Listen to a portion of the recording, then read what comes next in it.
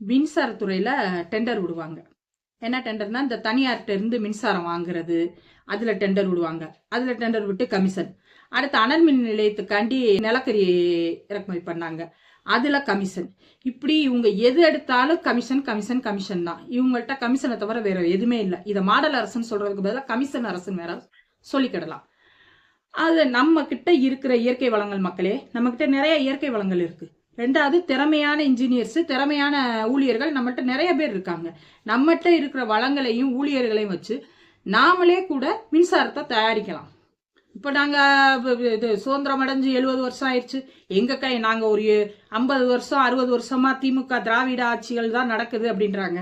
ஏன் இந்த திராவிட ஆட்சிகளில் ஒரு மின்சாரம் தயாரிக்கிறதுக்கு நம்மகிட்ட என்ன குறை இருக்கு? வளத்துல குறையா, இல்லை திறமையில குறையா? எல்லாமே இருக்கு. ஏன் நாமளே மின்சாரத்தை தயாரிக்க கூடாது? தயாரிக்க மாட்டாங்க, தயாரிக்க முடியும்.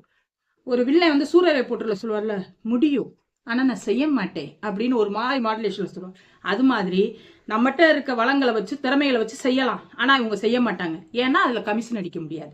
அதனால அவங்க செய்ய மாட்டாங்க.